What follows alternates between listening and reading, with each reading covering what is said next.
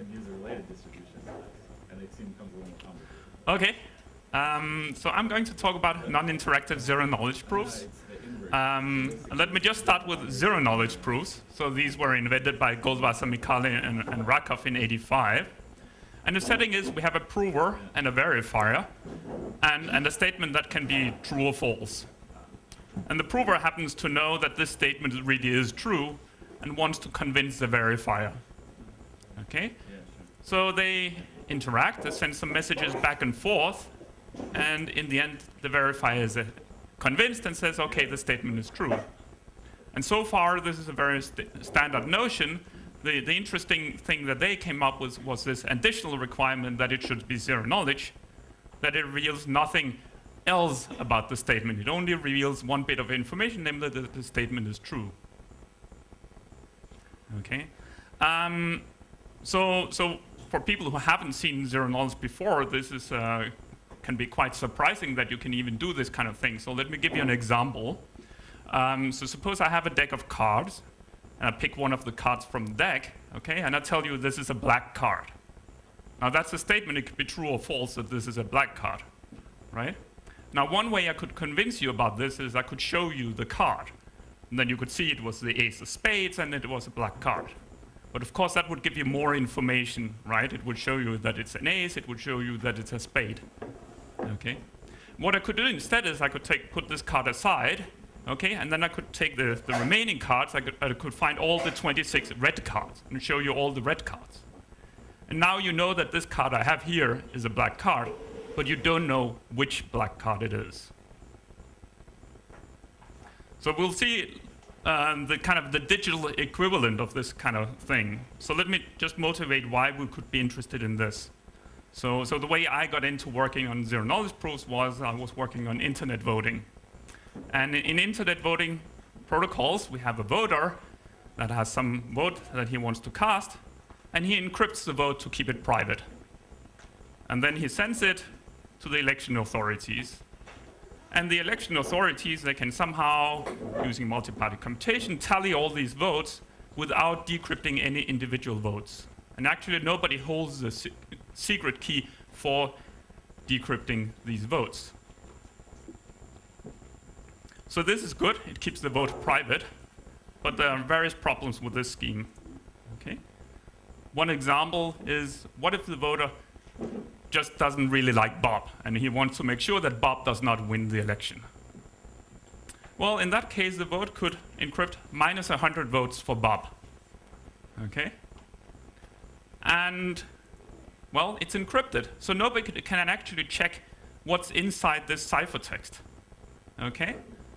So what essentially is happening here is, well, if the authorities just take this ciphertext here, put it into the system, it would correspond to the voter putting his hand into the ballot box and taking out 100 votes for Bob. Okay? So obviously this is not a good election scheme. And the election authorities, they have this question, you know, is the encrypted vote valid or not? And this is an example where we can use a zero knowledge proof as a solution. Okay, so what the voter will do is both send a ciphertext and also give a zero knowledge proof that the encrypted vote is a valid vote. Okay, so this helps the election authorities because this zero knowledge proof has a soundness property that guarantees if the zero knowledge proof is convincing, it's because it really is a valid encrypted vote. So the election authorities are happy. And the voter is happy because of the zero knowledge property, right? Because the zero knowledge property guarantees that the proof suddenly convinces them that the vote is valid, but it does not reveal which vote it is. It just says this is some valid vote that has been encrypted. Now, more generally, zero knowledge proofs are used quite widely in cryptography. You could think of, for instance, of any type of protocol where people are interacting with each other and somebody wants to convince somebody else that he's following the protocol honestly. And they could give a zero knowledge proof, yes, I've done everything correctly according to the protocol. So it's a good way of preventing people from cheating in cryptographic protocols. Okay, so there are both interactive and non-interactive zero knowledge proofs. And I'm going to be talking about the non-interactive zero-knowledge proofs. So the setting I'm going to be looking at is where the prover sends one message to the verifier, and that's it. Okay. Now, if you compare non-interactive zero-knowledge proofs with interactive zero-knowledge proofs, I think in general the pattern is that you get higher efficiency in the interactive zero-knowledge proofs in terms of computation for the prover and the verifier, and you can reduce the communication between them. However, there are settings where you really want to have a non-interactive zero-knowledge proof, namely settings where you do non-interactive things. Think of if you send an email to somebody, for instance, right? This is a non-interactive process. You send the email, off it goes. Okay? And there are plenty of examples of cryptographic tasks that are essentially non-interactive, right? You create a signature, and then you're done, right? You can send that signature around. Or you encrypt to somebody, you create the ciphertext, and you're done. Yeah. So for all these settings, it would be nice to have non-interactive zero-knowledge proofs. Okay, so let me be a little more precise about what kind of statements we're going to be looking at. So I'm going to be looking at a statement that says X is in L, where L is some NP language. Okay? And what the prover will have is a witness that this X does belong to the NP language. So a non-interactive proof is, well, a way for the prover to send a proof to the verifier that convinces the verifier. Okay? Now, if we didn't care about zero knowledge, the prover would just send the witness and be done, right? Then the verifier can run the NP relation and check that X is indeed in the language. But the challenge here is that we want to hide the witness. The prover does not want to reveal anything about the witness.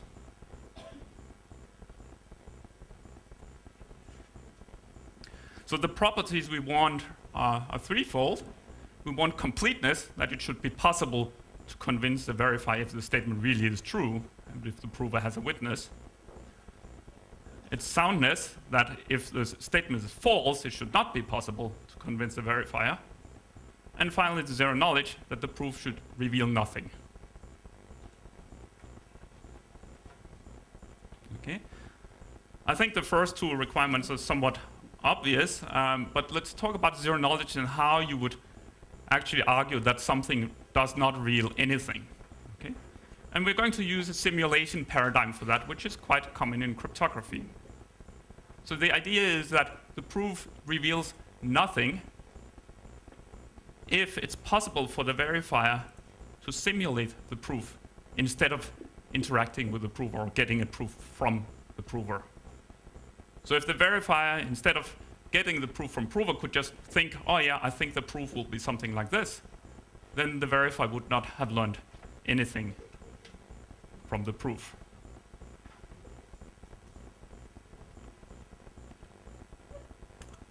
Unfortunately, we can't actually do that. Okay, so let me just sketch you why we can't do that. So non-interactive zero-knowledge proofs are only possible for trivial languages. So suppose we have three algorithms. We have prover algorithm, we have a verify algorithm, we have some algorithm for simulating proofs. Okay? We can actually create a decision procedure that decides whether X is in the language or X is not in the language. And it's a very simple procedure. It works like this. We simulate a proof, and then we run the verifier. Okay? And what happens if X is not in the language? Well, the soundness condition guarantees that the verifier will reject, right? Because soundness says that it should be infeasible, impossible to create a proof that would convince the verifier if X is not in the language. So the verifier will reject in this case. And what happens if X is in the language? Well, the zero knowledge property guarantees that, well, we can simulate a proof, and the simulation looks good. It looks like a real proof. But a real proof, when X is in the language, is a convincing proof. So the verifier will say yes. So what we've done here is, if we have a non-interactive zero-knowledge proof, we've actually created a way to decide whether X is in the language or not. And all these are polynomial time algorithms, so it's a trivial language.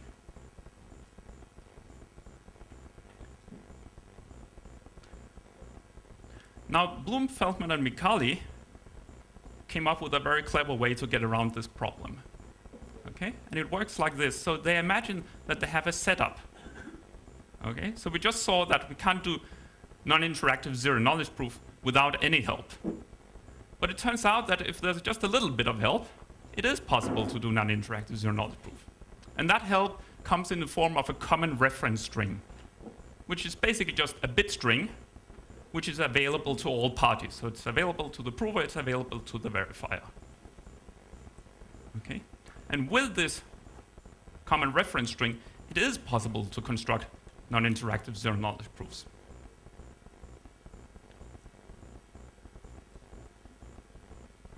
So this common reference string here, it's a bit string. In their paper, the original paper, in introducing the common reference string model, they looked at a uniform random string. So it was a uniform random string that was given to the parties. But there are also works that look at common reference strings that have some sort of specific distribution. So what I'll assume here is that we have a key generation algorithm K that can be used to generate common reference strings. Okay?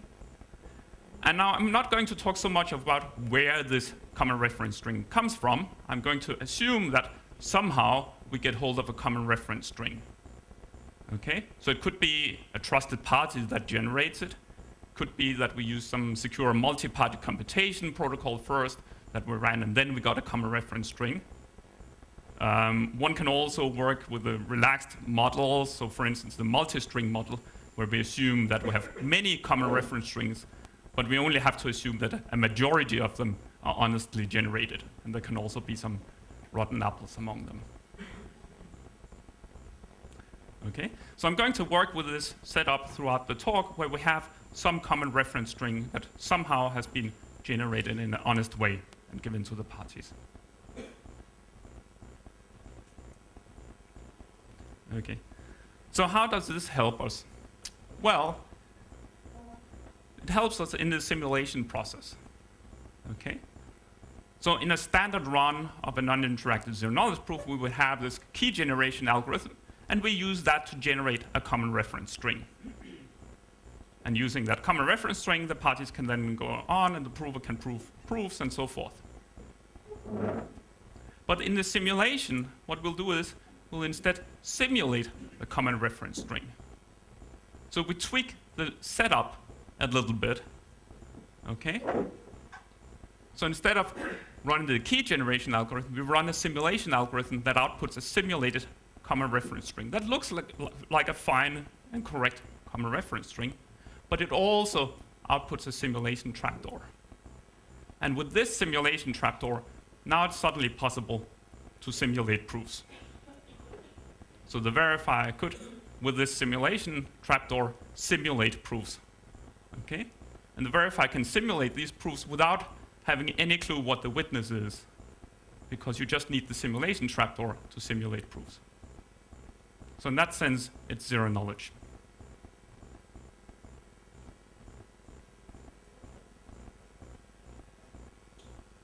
Okay. So let me introduce the little more detailed the algorithms that we have here. Okay, so I'm assuming we have some NP language L. Okay, and I'm looking at statements that X belongs to this language.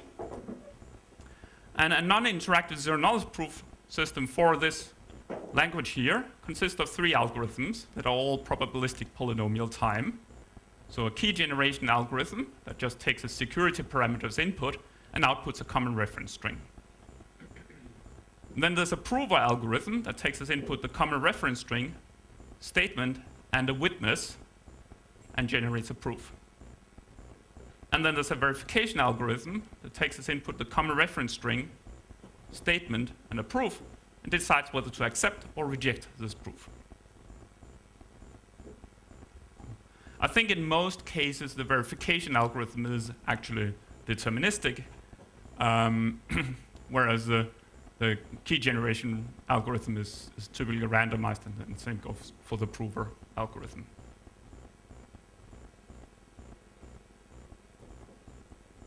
Okay. Let me also just at this point distinguish between publicly verifiable non-interactive zero-knowledge proofs and privately verifiable non-interactive zero-knowledge proofs.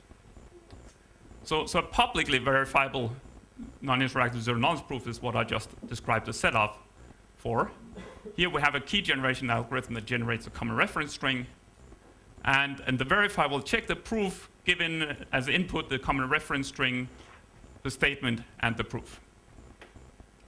You could also imagine a privately verifiable non-interactive zero-knowledge proof, where the key generation algorithm generates both the common reference string and also some private verification key. Okay?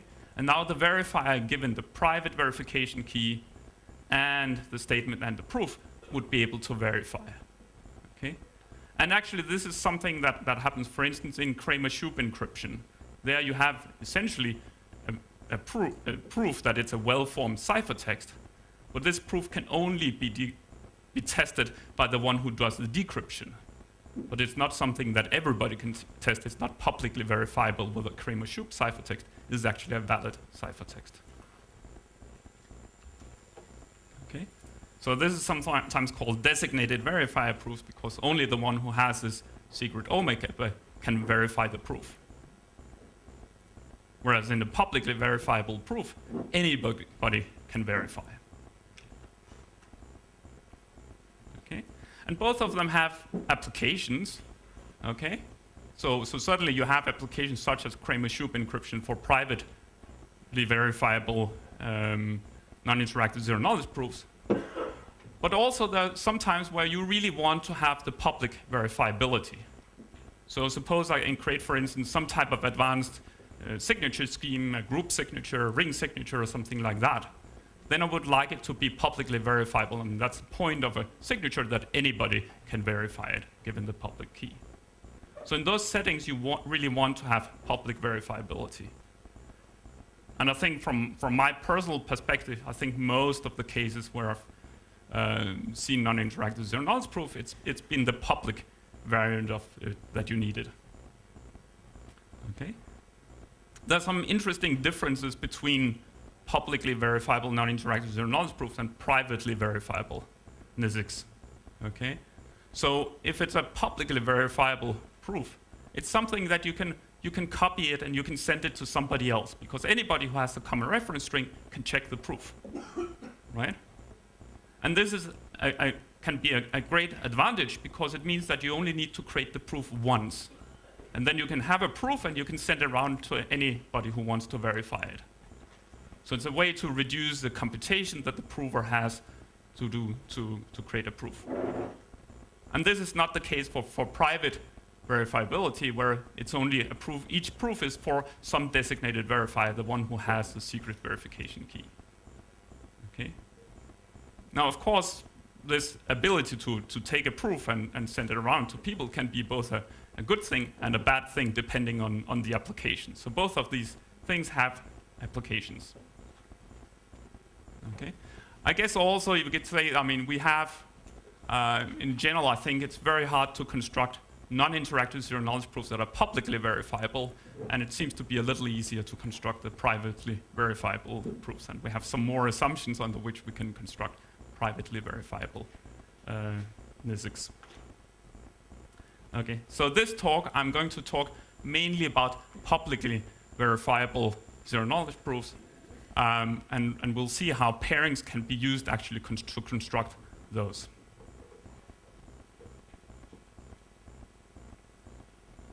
Okay, so I'm going to talk now about the definitions for non-interactive zero-knowledge proofs. Okay, so we remember we had three properties that we want to have. We want completeness, soundness, and zero-knowledge. So completeness says that, well, if the statement really is true and the prover has a witness, it should be possible to convince the verifier. So if we want to define formally, we'll be looking at a game like this. So we generate a common reference string. And then we have any statement and a corresponding witness. So this could be maliciously generated. The prover should be able to run this prover algorithm to generate a proof. And the verifier should, in this case, accept the proof. Okay. And we're actually going to be looking at perfect completeness, so we'll say that the probability that the verifier accepts should be 1 in this game.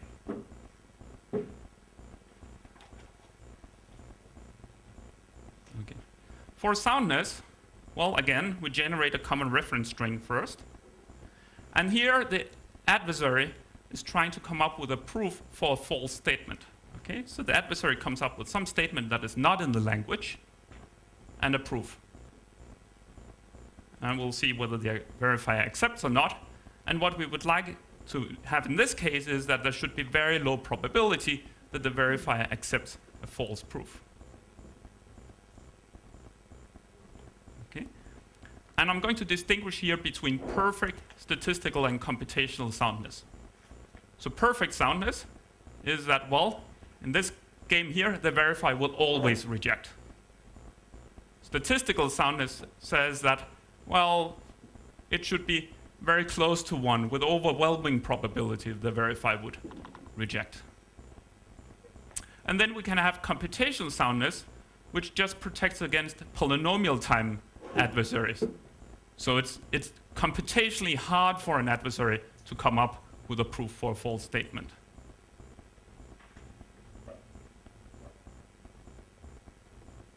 I'm going to be talking mostly about top 2 here, the perfect soundness, statistical soundness today. Okay. I want to note one thing here. This definition I gave here is with adaptive soundness. Okay? And what this means is that first we generate the common reference string. And this is something the adversary sees, and then the adversary tries to cheat, right? And this is a natural setting, so if you see some early papers on non-interactive zero-knowledge proofs, it was non-adaptive soundness. They actually assumed that the adversary had no clue what the common reference string would be. But I think for most practical applications, I mean, this is a publicly known common reference string. It's easy to imagine the adversary would, see the common reference string first, and then after that, try to come up with a bad statement and prove it.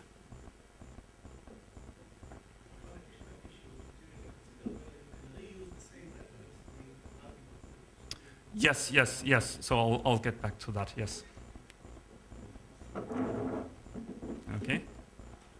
I also want to just mention some bit of terminology. So we distinguish between proofs and arguments sometimes, okay? So a proof is where we have unconditional soundness, okay? So there's no adversary, even if it has unbounded computational power, that can prove a false statement. And an argument, that's where we have computational soundness, okay? So it's hard for a polynomial time bounded adversary to prove a false statement. Okay? It's an important distinction because it turns out, so I'll talk about zero knowledge in just a moment, but it turns out that you cannot have both perfect zero knowledge and perfect soundness at the same time. So you kind of have to make a trade-off, okay? Either you can have very strong soundness, you can have unconditional soundness, but then you can only have computational zero knowledge. Or you can go the other way around and say, okay, I'm willing to go for computational soundness, and then you may have strong unconditional zero knowledge. Okay? But there is a fundamental trade-off here that we cannot have both at the same time.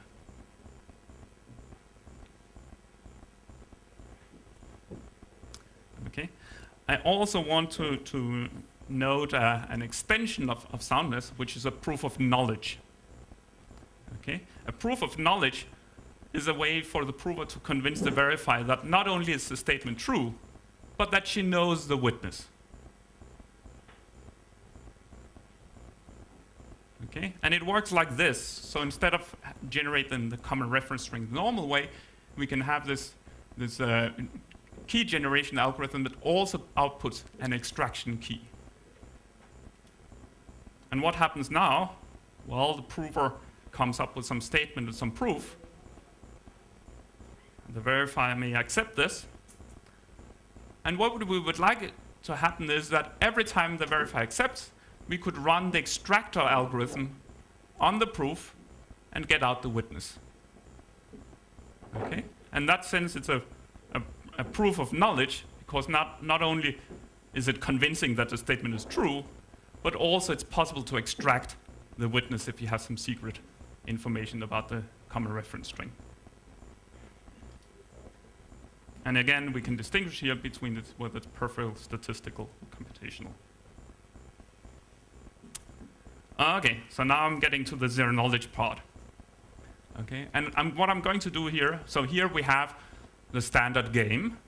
Okay, so what is a zero knowledge proof? Well, we generate a common reference string. The attacker might come up with some bad statement and witness, and the prover creates a proof. And I'm going to compare that to a game where we instead try to simulate the proof. So what we have is a simulation algorithm that generates a common reference string, but also the simulation trapdoor. And using this simulation trapdoor, we can then simulate the proof. Okay? And notice that in the simulation, we have no clue. We don't use the witness at all in the simulation, right? So the simulation cannot be leaking any information about the witness. And we say that this zero knowledge proof here is zero knowledge if the adversary cannot distinguish between these two cases. So it cannot tell whether it's in the real world with a real CRS and a real proof, or it's in the world where it sees a simulated CRS and a simulated proof.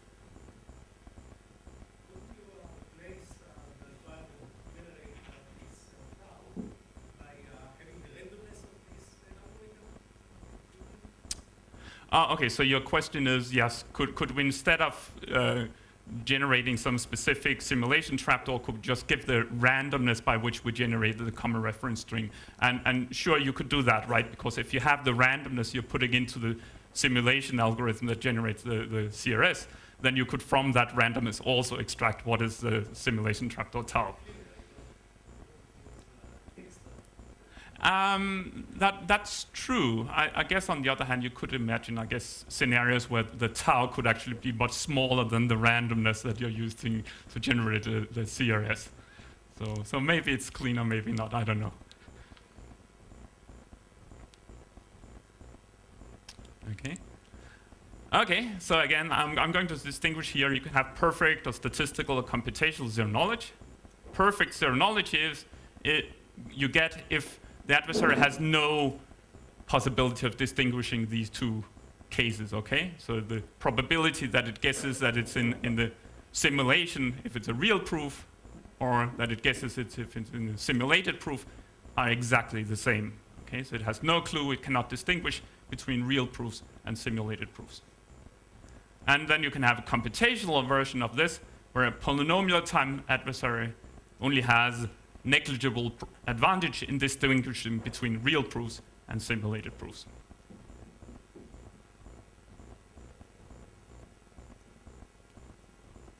Okay, and I want to note that again, some early non-interactive zero knowledge proofs that just look at the one theorem case, so you can give one proof with this common reference string and then it's done. You can't use it again.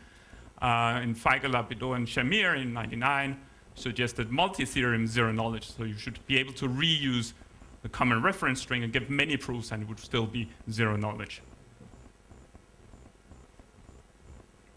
And we will have the multi-theorem zero knowledge proof in the things I'm going to present today.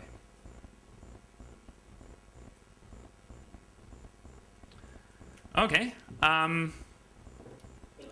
Then I want to talk about relaxation of zero knowledge, which is witness indistinguishability.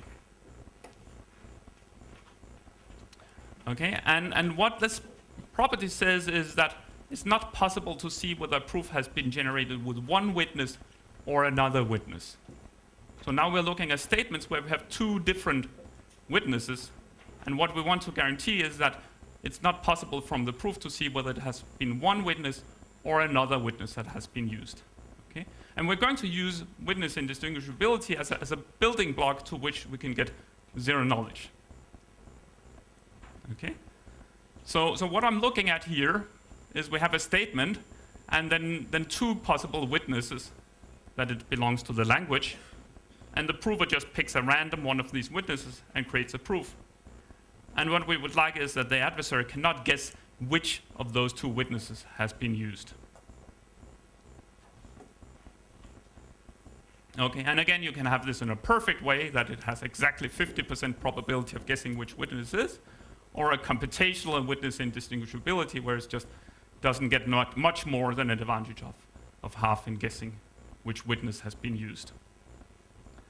Okay, so I'm going to get back to that a little later in the talk, how we use witness indistinguishability. But I think at this stage I just want to clarify how it compares to the zero knowledge property. Okay, so first of all, we should note that zero knowledge implies witness indistinguishability, right?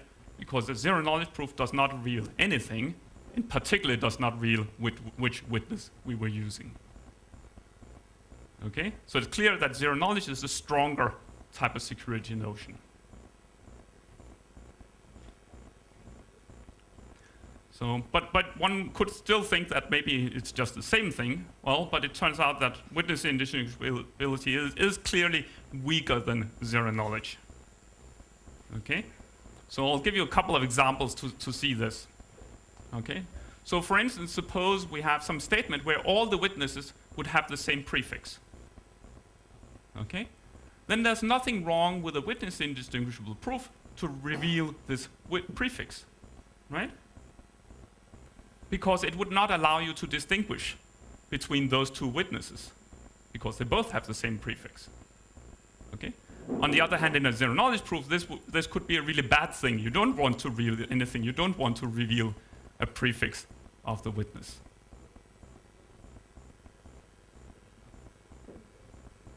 Another example is if the statement only has one witness. Okay? Remember, all the witness indistinguishability guarantees is that we cannot distinguish between different witnesses. If there's one witness, well, there are no different witnesses, right? All of the witnesses are the same, and you could reveal the entire witness, and you would be fine. Obviously, that's not zero knowledge again, okay? But this is something that comes up quite frequently, and I sometimes see it when I review papers for conferences, that people mix up those two notions and try to use witness indistinguishable proofs in cases where the statement only has one witness. So this is a warning to all of you, don't do that, okay? If there's only one witness, you want to use the zero knowledge property. Okay, so one example, simple example could be, suppose for instance the statement is that we have two group elements, U and V, and the statement is this is an Elgamal encryption of 1, right? Well, the witness would be this randomness R here, but there's only one possible R that you can use for this statement, right? So there's only one unique witness. In that case, you want to use a zero knowledge proof to prove that this is an encryption of 1, because a witness indistinguishable proof could be, well, you just reveal R and you're done.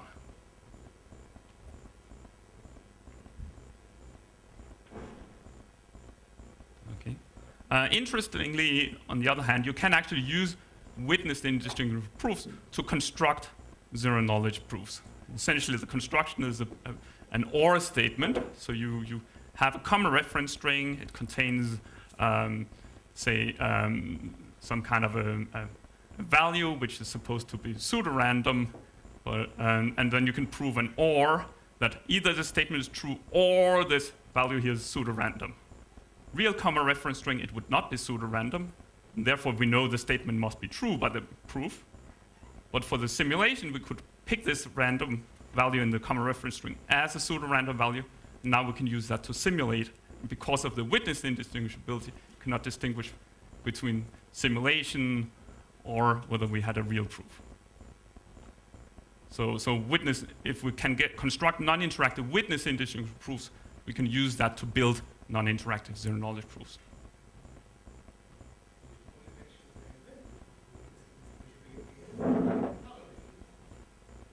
Right, so yes, so there are various advantages to witness indistinguishability. I guess, well, parallel, I mean, I guess it doesn't play that, it plays a role in interactive zero knowledge proof. I guess it doesn't play that much of a role in non-interactive zero knowledge proof. So So in interactive zero-knowledge proof, we don't know how to compose those. In parallel, in general, you cannot do that.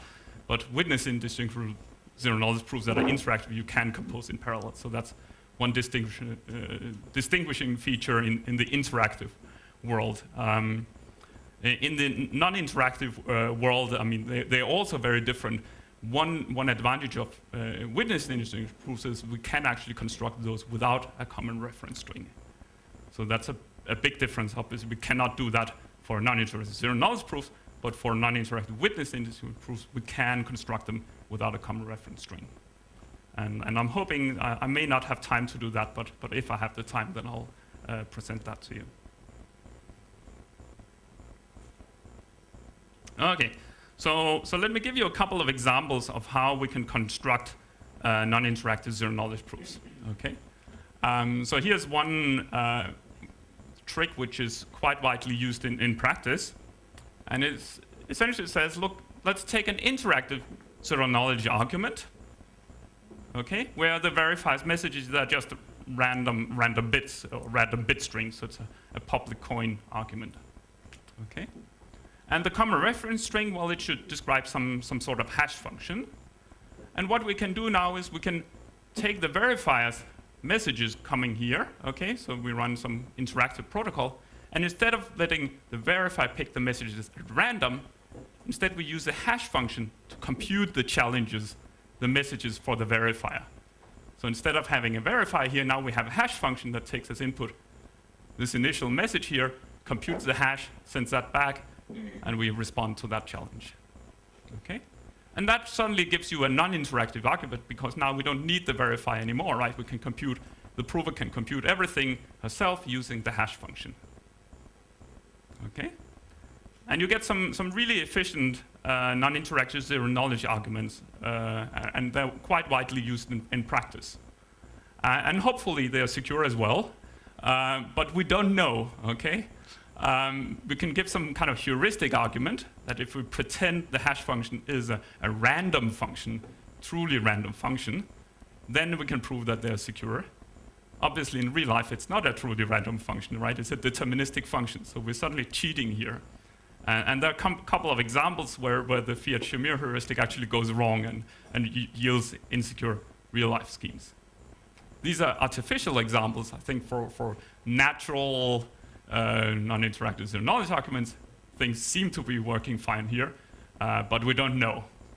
So I think as far as I'm concerned, I think the Fiat-Shamir heuristic non-interactive zero-knowledge arguments, they are very nice because they're practical, they're hopefully secure, but at least it's good to have some alternatives. So I'll try to give you some alternatives to that today.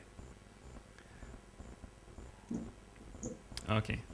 And then we can try on more standard assumptions to build non-interactive zero-knowledge proofs. And one beautiful idea that came up in the original paper by Bloom, Feldman, and Micali was to interpret the common reference string as encrypted random bits. Okay? So what they did was, so we have this statement here, we have the common reference string, and we divide the common reference string into blocks. And each block of bits will be interpreted as a ciphertext. Okay? So what the prover does is the prover generates a key for an encryption scheme. It has to have some special properties, not any crypto system will work. Okay? And a part of the proof will be the public key that will be sent to the verifier. Okay? But only the prover knows the secret key. And then the prover will interpret this common reference string as ciphertext under this public key. Okay, and inside, so say this is a bit encryption scheme, now we have encrypted bits, right? And the prover may decide to reveal some of these bits to the verifier, okay? I'm going to assume here for this encryption scheme that it's possible to get also both the bit that's been encrypted and also the randomness, okay? And if you give the bit and the randomness to the verifier, that the verifier can check that this is indeed what would give this ciphertext just by plugging it into the encryption algorithm. Okay? So what this gives us is that the prover can have these ciphertexts here that encrypt bits, and it can selectively decide to reveal some of those bits to the verifier, okay, and keep other bits secret. So that gives an advantage to the prover, and that can be used to construct a non-interactive zero-knowledge proof. So let me just illustrate how that can be used. Okay, so because random bits in themselves, they're not useful at all. But what we can do is we can use statistical sampling to get hidden bits that have some sort of structure. Okay, so what happens here? So suppose these are the encrypted bits. Okay, so the prover knows these bits here, but the verifier has no clue what these bits are, right? The prover may selectively decide to reveal some of these bits. Okay, so suppose, for instance, the prover reveals all pairs of bits where we have odd parity, right? What will the verifier think now? Well, statistically speaking, the remaining pairs should be the ones with even parity. So now we have hidden bits that have some sort of structure, okay? And if we have structured hidden bits, then that's something we can use to construct non-interactive zero-knowledge proofs. I'll just try to, in general, these proofs are very, very complicated, but I'll try to give a hint of the intuition of how it works. Okay, so let me use as an example the non-interactive zero-knowledge proof by Killian and Petrang. So they looked at 3 SAT5 formulas. So we have literals in these clauses here. And what they do is they have these pairs of hidden bits, okay? And they'll assign, so by the way the non-interactive zero-knowledge proof is constructed is it will associate pairs of hidden bits with these literals here. And it'll do it in such a way that if the assignment the prover has in her mind is such that a literal is true, then the associated pair will be 0, 1 or 1, 0. And if the assignment the prover has in her mind says this literal should be false, then the pair is a 0, 0 or a 1, 1. Okay? And then what you do, suppose now, for instance, that the assignment the prover has in mind here is true, false, false. She'll, for each pair of bits, so the pair of bits associated with true value, a pair of bits associated with a false value, and a pair of bits associated with the next false value, she'll reveal 1 bit in each pair. Okay? So these are maybe the pairs. What she'll reveal is 1 bit in each pair, and the other one she'll keep hidden. And she would reveal bits such that the XOR of these bits here is 0. Okay? Now, as long as there's, for each clause, there's 1 true value or more true values, she can always get the XOR to be 0, right? Because she could, for a true value, she can reveal either 0 or a 1, because you have both a 0 and 1 in the bit pair associated with a true value. Okay? So she can always make this XOR to 1. However, if she has some clause, if there's no satisfying assignment, there must be some clause where you have false, false, false. And in that case, we only have pairs with even parity. And there's no choice, right? For the first literal, she has to reveal a 0 if it's a 0, 0 pair. For the next literal, she has to reveal a 1 if it's a 1, 1 literal. And then there's 50% chance that they do not XOR to 0. And then we catch the cheating prover. And now you have to do repetition and so forth to bring down the probability of cheating. And that's all highly technical. Okay. So what does that give us? Okay, so I tried here to compare some different non-interactive zero-knowledge proofs. Okay? And using the hidden bits model, so the constructions both based on general assumptions such as trapdoor permutations, or you can base them on some concrete number theoretic assumptions. Okay? And the best you can get is, with these current techniques, is you get something that's quasi-linear in the circuit size. Okay? So sometimes like the circuit size times some polylogarithmic factor. Now what I'm hiding here is that the constant in this polylogarithmic factor here is enormous, okay? So this is something that's very nice from a theoretical perspective, but you definitely don't want to use this in practice, okay? We're talking about billions of bits for even very simple proofs. Okay. Okay, so I'm going to talk about pairing-based constructions, and there you can get much better complexity, something that really is practical. Okay? So what I'll talk about is how to get a common reference string which is independent of the statement size. It's just basically a few group elements. And I'm going to talk about how to get the proofs down to be linear number of group elements, linear in the circuit size. Okay. Finally, I want to mention that with fully homomorphic encryption, we can bring down the size of the proof considerably. Okay? So we can get down to something that's proportional to the length of the witness. Actually, in follow-up work, we can get this to be a plus instead. So it really is the witness length plus something that's polynomial. But that requires both using fully homomorphic encryption. So again, for practical purposes, that does not seem to be reasonable, at least not with current fully homomorphic encryption schemes.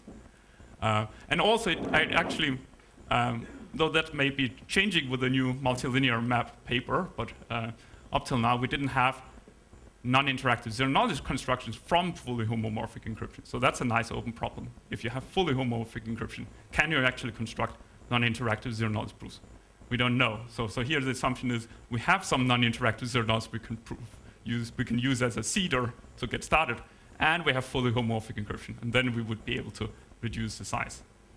But if we're talking about practical non-interactive zero-knowledge proofs, we really need to use pairings with what we know today.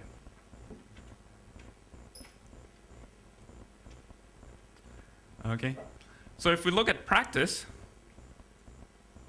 so historically we had schemes that were based on these sampling of hidden random bits. Okay, and all the sampling procedures were very inefficient, and therefore these constructions were really expensive.